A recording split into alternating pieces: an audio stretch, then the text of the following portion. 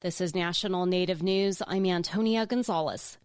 The Bureau of Indian Affairs claims the Cheyenne River Sioux Tribe has a checkpoint on a public highway to prevent non-tribal residents from accessing the reservation. Tribal leaders say the highway is not closed, but they're monitoring traffic due to COVID-19. Lee Strubinger reports. The BIA says the Cheyenne River Sioux Tribe cannot set up a checkpoint on US 212 without consulting the state. The agency says the tribe is not complying with federal law. Governor Kristi Noem says the tribe has not consulted with the state on the checkpoint. We stand there ready to have conversations, but that is not something that the tribe has engaged in. Earlier this month, Noem said the state was working closely with the tribe to allow essential travel and first responders into the reservation. Tribal officials say Highway 212 is not closed to anyone. They say commercial vehicles, farm equipment, and mail and medical travel is allowed. Harold Frazier is chairman of the tribe. He says the BIA claim that an outside entity like a state government owns something within the reservation is alarming. But Frazier says the tribe is pleased the BIA is concerned about closed roads for another reason. So I'm really excited about that because we have a road here on a reservation that is maintained by the BIA, and that road has been closed for over a year. And the reason why it's closed for over a year, the culvert washed away. And, it's hindering our commerce, our members' commerce. Frazier says he has had text and voice communications with the governor. Noem's deferment to local governments when responding to the COVID-19 outbreak helped shape the tribe's approach to the checkpoint. The Oglala Sioux Tribe has enacted similar checkpoints. I'm Lee Strubinger in Rapid City. Tribes are claiming victory in a federal court's decision Monday to temporarily halt the Trump administration from distributing Tribal Cares Act funds to Alaska Native corporations. More than a dozen tribes filed lawsuits against the U.S. Treasury Department to prevent ANCs from receiving shares of the $8 billion in tribal COVID-19 relief aid. Tribes worry ANCs could take half the funding and believe it should only go to tribal governments. The Ute Indian tribe filed one of 3 lawsuits which were consolidated by the court.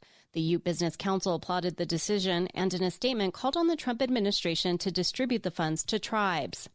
The ANCSA Regional Association and the Alaska Native Village Corporation Association in a statement said they were disappointed, but expressed optimism in the court system to obtain resources to assist Alaska Native people.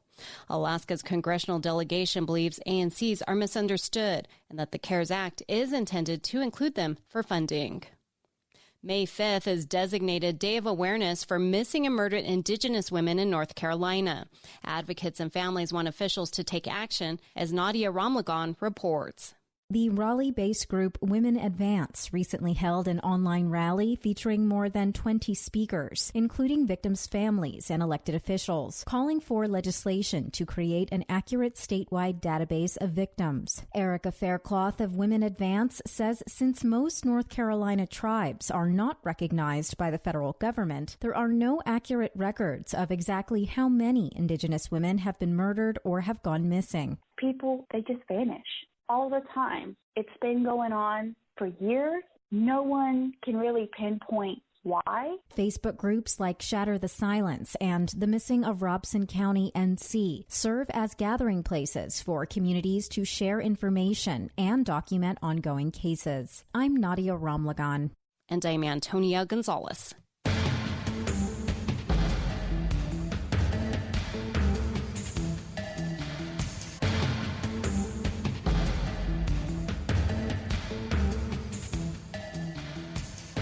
National Native News is produced by Koahnic Broadcast Corporation with funding by the Corporation for Public Broadcasting.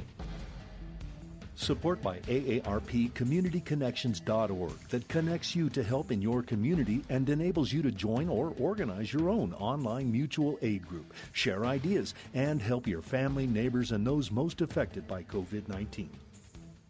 Support for law and justice-related programming provided by Hobbs, Strauss, Dean & Walker, LLP, a national law firm dedicated to promoting and defending tribal rights for more than 30 years. More information available at hobbsstrauss.com.